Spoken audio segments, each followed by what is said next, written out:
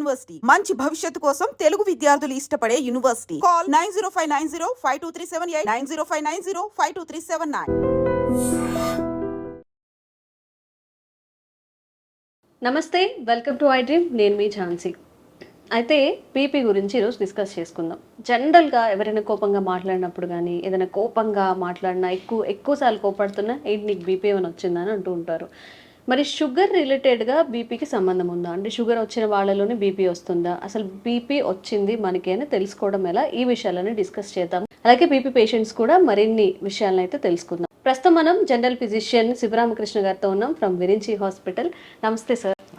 Sir, నిజంగా BP ఉంది ఒకరికి అంటే ఎలా తెలుసుకోవాలి? అసలు ఇది ఎందుకు వస్తుంది? బ్లడ్ ప్రెషర్లో ఈ ఫ్లక్చువేషన్స్ అనేవి ఎందుకు వస్తాయి? బ్లడ్ ప్రెషర్ అనేది మన ఫ్లో ఆఫ్ బ్లడ్ ఎగ్జర్ట్ చేసే ప్రెషర్ బ్లడ్ వెజల్ మీద. సో రక్తం ప్రవహిస్తున్నప్పుడు అది ప్రెషర్ ఎగ్జర్ట్ చేస్తుంది కదా వెజల్ మీద, దాన్ని బ్లడ్ ప్రెషర్ అంటాం. మామూలుగా యూజువల్గా 120/80 అంటుంటాం normal range of blood pressure. ఎక్కువ ఫోర్స్తో బ్లడ్ ప్రవహించినా లేకపోతే ఆ వాల్స్ అనేవి కుదించుకుపోయినా సో బ్లడ్ ప్రెషర్ ఎక్కువ అవుతుంది. సో ఆ లెవెల్ పెరిగిన కొద్దీ దాని స్టేజెస్ ఉంటాయి. సో బ్లడ్ ప్రెషర్ ఎప్పుడు వస్తుందంటే life style disease. Blood pressure same diabetes లాగానే లైఫ్ స్టైల్ డిసీజ్ ఇది. సో మనము ఏమన్నా చేంజెస్ లైఫ్ స్టైల్లో చేంజెస్ అయ్యాయి, ఉప్పు ఎక్కువ తింటున్నాము, నిద్ర లేదు, స్ట్రెస్ ఎక్కువ ఉంది, టెన్షన్స్ ఎక్కువ ఉన్నాయి, వీటి వల్ల బీపీ పెరగచ్చు. సో అది క్రమక్రమంగా పెరుగుతుంది. అయితే ఈ బ్లడ్ ప్రెషర్ పెరిగినప్పుడు కొన్ని సిమ్టమ్స్ వస్తాయి. హెడేక్ రావడము, గిడ్డినెస్, తల తిరిగినట్టు అనిపించడము, ఎస్పెషల్గా హెడేక్ పోస్టీరియర్ వెనుక భాగంలో వస్తుంటుంది. సహజంగా అందరికీ హెడేక్ మామూలుగా ముందు ఫోర్హెడ్ వస్తుంది కదా. ఈ బీపీ పెరిగినప్పుడు వచ్చే హెడేక్ యూజువల్గా వెనక సైడ్ ఉంటుంది, ఆక్సిపిటల్ అంటారు. వెనక నెక్ దగ్గర ఎక్కువ వస్తుంది నొప్పి. ఇది రావచ్చు, గిడ్డినెస్ రావచ్చు, కొంతమంది ఫెయింట్ అయిపోవచ్చు. సడన్గా నార్మల్ ఉన్న బీపీ సడన్గా చాలా 200లో వెళ్ళింది అనుకోండి, చిన్న చిన్న రక్తనాళాలు ఉంటాయి బ్రెయిన్లో, చిట్లిపోయి పారాలసిస్ అటాక్ కూడా వచ్చేస్తుంది.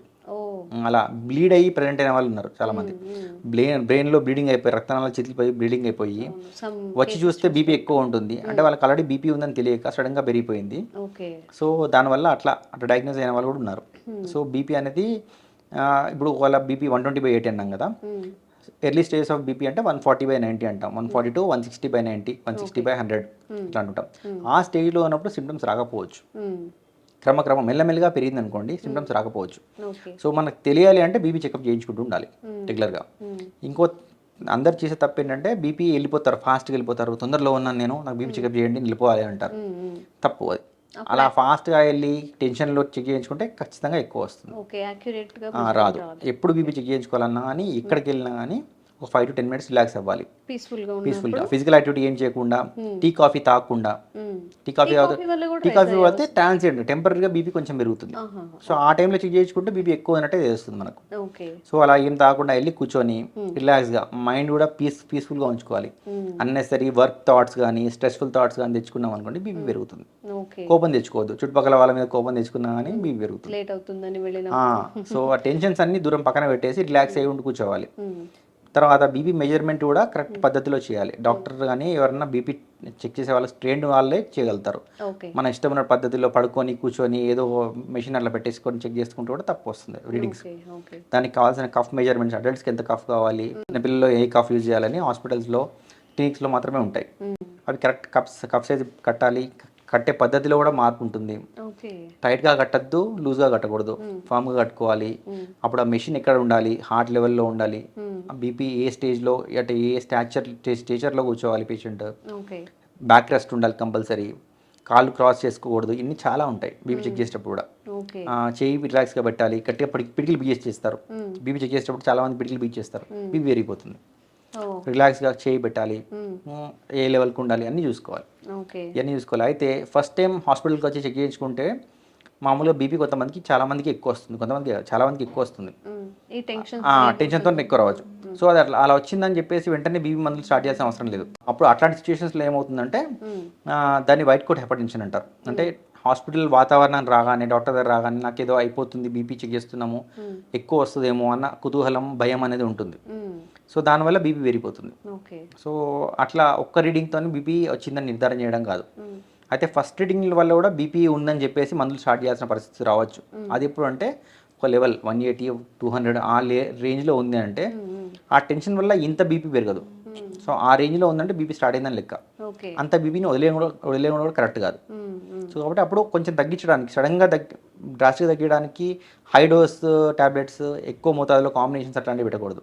సింపుల్ మందులు తక్కువ డోస్లో పెట్టి చూడాలి రెస్పాన్స్ వస్తుందా లేదా అని. ఓకే. ఇప్పుడు డాక్టర్ బీపీలో కూడా లో బీపీ హై బీపీ అంటుంటారు. ఈ రెండిట్లో ఏది dangerous? Anything can be dangerous. రెండు dangerous. So low BP actually ఇంకా మోర్ డేంజరస్ చెప్పాలంటే. లో బీపీ సడన్గా లో అయిపోయింది అనుకోండి, కళ్ళు తిరిగి పడిపోతారు. మీరు డ్రైవ్ చేస్తున్నారు, లేకపోతే బయట నడుచుకుంటున్నారు, రోడ్ మీద నడుచుకుంటూ వెళ్తున్నారు, బీపీ సడన్గా లో అయిపోతే కళ్ళు తిరుగుతాయి, కింద పడిపోతారు. ఓకే. సో అలా మీకు గిడ్డినెస్ అనిపిస్తుంది అంటే వెంటనే you have to make sure మాకు దెబ్బ తగలకూడదని కూర్చోవాలి. ఎక్కడన్నా కూర్చోవాలి. పడుకునే ప్లేస్ అంటే ఇట్లా ఒరిగే ప్లేస్ ఉంది అని అంటే లై డౌన్. బాడీ ఫ్లాట్గా ఉండే ప్లేస్ అట్లా ఉంది అంటే లై డౌన్. ఒక 2 minutes అట్లా ఉంటే రెస్ట్ తీసుకుంటే అప్పుడు బీపీ తక్కువ అయినా కానీ కొంచెం రికవర్ అయ్యేంత వరకు అప్పుడు లేచి కూర్చోవాలి. మళ్ళీ దగ్గరలో ఏమైనా వాటర్ ఉంటే తెప్పించుకొని తాగాలి. వాటర్ కాకుండా ఇంకా ఓఆర్ఎస్ కానీ, లేకపోతే ఏదైనా జ్యూస్ కానీ, చిటికెడంత ఉప్పు, పంచదార కలిపి తాగిన వాటర్ ఇంకా ఎక్కువ పనిచేస్తుంది బీపీ తక్కువ అయితే. ఇది బీపీ తక్కువ అయింది అప్పుడు బీపీ చెక్ చేసుకుంటే మనకి లో ఉందనుకోండి, అదే రీజన్. అంటే ఎక్కువ ఏది తీసుకోవాలి ఇంటెక్? షుగరా లేకపోతే సాల్ట్స్ తీసుకోవాలి? అంటే సాల్ట్ యాక్చువల్లీ చెప్పాలంటే ఈ salt and sugar both actors అంటే కాంబినేషన్లో మంచిగా అబ్జర్ప్షన్ ఉంటుంది అన్నట్టు. సో అంటే గ్లూకోజ్ తక్కువ అయినప్పుడు షుగర్తో పాటు సాల్ట్ కలుపుతాము. సాల్ట్ మామూలుగా కూడా కలిపి చేయొచ్చు, కానీ ఉప్పు నీళ్ళు తాగం కదా మనం మామూలుగా, టేస్టీ ఉండదు కదా, ఉప్పు కూడా కొంచెం పంచదార కలుపుతాం అన్నట్టు. కలిపిస్తే తొందరగా అబ్జర్ప్షన్ అవుతుంది. లో బీపీకి లో బీపీకి సాల్ట్ వాటర్ ఇంపార్టెంట్, కానీ సాల్ట్తో పాటు కొంచెం పంచదార వేస్తే టేస్టీ ఉంటుంది కాబట్టి తాగడానికి ఈజీ ఉంటుంది. అదే హై బీపీ ఉన్నప్పుడు సాల్ట్ ఇవ్వకూడదు కదా? హై బీపీ ఉంటే సాల్ట్ ఇస్తే ఎక్కువ అయిపోతుంది కదా. ఓకే. సో హై బీపీ ఉన్నప్పుడు యూజువల్గా గిడ్డినెస్ వస్తుంది, తలనొప్పి వస్తుంది, సరే కళ్ళు తిరిగి పడిపోవడాలు అట్లాంటివి తక్కువ. కళ్ళు తిరిగి పడిపోయాడు హై బీపీతో అంటే అప్పుడు బ్రెయిన్లో ఏదో అయిందని ఎక్కువ దాన్ని రూల్ అవుట్ చేసుకోవాలి. ఓకే. ఇండికేషన్ అంటే మెయిన్ స్ట్రెస్ వల్లే వస్తుందా? Stress, salt, sedentary habits, salt ఎక్కువగా తీసుకున్నా, సాల్ట్ ఫుడ్, మసాలా ఫుడ్ ఎక్కువగా తినే వాళ్ళలో సాల్ట్ కంటెంట్ ఎక్కువ ఉంటుంది కదా. సో అది క్రమక్రమంగా, ఇది ఒక రోజులో డెవలప్ అయింది కాదు, మంత్స్ టుగెదర్, ఇయర్స్ టుగెదర్ అలా తీసుకుంటూ ఉంటే మెల్లమెల్లిగా పెరుగుతుంటుంది బీపీ. సో కాబట్టి అది మనం చెక్ చేసుకుంటుంటే తెలుస్తుంటుంది. దానికి అనేక రకాల మందులు ఉన్నాయి. సో ఏ ఏజ్ గ్రూప్లో ఏ మందులు వాడాలని డాక్టర్ చెప్తారు మీకు. సో అది మనం చెక్ చేయించుకుండాలి. అయితే ఈ బీపీ వచ్చిందని తెలుసుకోవడానికి ఇప్పుడు నేను చెప్పాను కదా, వెళ్ళి రిలాక్స్ అయ్యి చెక్ చేయించుకోవాలని, అట్లాంటి రీడింగ్స్ ఒక 5 to 6 రీడింగ్స్ తీసుకోవాలి. ఆ 5 to 6 రీడింగ్స్లో మెజారిటీ ఆఫ్ ద రీడింగ్స్ ఎక్కువనే ఉన్నాయి అనుకోండి, అప్పుడు బీపీ ఉన్నట్టు. యావరేజ్ చూసుకొని మెజారిటీ ఆఫ్ ద రీడింగ్స్ ఎక్కువగా ఉంటున్నాయి అని అంటే దెన్ బీపీ ఉన్నట్టు. ఆఫ్టర్ ఓకే బీపీ డిటెక్ట్ అయింది, కంపల్సరీ టాబ్లెట్ అనేది యూజ్ చేయాలా? అంటే ఇప్పుడు ఒక రేంజ్ ఉంటుంది. సో 140/90 కట్ ఆఫ్ యూజువల్గా. అలా 140/90 స్టేజ్ 1 అంటే హైపర్ టెన్షన్ అంటారు. దానికంటే ఎబోవ్ ఉంటే మెనీ ఆఫ్ ద టైమ్స్ మనం చెక్ చేసిన ప్రతిసారి 140/90 కంటే ఎక్కువ ఉంటుంది అంటే బీపీ మందులు స్టార్ట్ చేయాల్సిన పరిస్థితి ఉందండి. సో అప్పటికి మాకు డౌట్ ఉంది, ఇంట్లో తక్కువ ఉంటుంది డాక్టర్, నేను చెక్ చేసుకుంటున్నాను, ఇంట్లో నార్మల్ ఉంటుంది, నార్మల్ కంటే తక్కువ ఉంటుంది, మీ దగ్గర రాగానే నాకు ఎక్కువ అవుతుంది అని అంటారు చాలామంది. అలాంటి వాటిల్లో ఏం చేయాలంటే అంబులేటరీ బ్లడ్ ప్రెషర్ మానిటరింగ్ అంటాం. అంటే ఒక బీపీ కఫ్ లాంటిది ట్రై చేస్తారు, ట్రై చేసి మెషిన్ లాంటిది బాడీకి పెట్టేస్తారు. 24 hours బీపీ మానిటరింగ్ ఉంటుంది. సో ఆయనకు యావరేజ్ ఆఫ్ బీపీ రీడింగ్స్ చూస్తాం. యావరేజ్లో ఎక్కువ ఉందనుకోండి, యావరేజ్ బీపీ ఉన్నట్టు నిర్ధారణ చేస్తాం. లేదు ఇంట్లో ఉన్నంతసేపు స్ట్రెస్ఫుల్ లేనంతసేపు బీపీ లేదనుకోండి, అప్పుడు బీపీ లేనట్టే లెక్క. ఓన్లీ హాస్పిటల్ వచ్చినప్పుడు వర్క్ స్ట్రెస్ ఎక్కువ అయినప్పుడు మాత్రమే బీపీ పెరుగుతుందంటే అది కన్సిడర్ చేయాల్సిన అవసరం లేదు. ఓకే అండి, థ్యాంక్ యూ.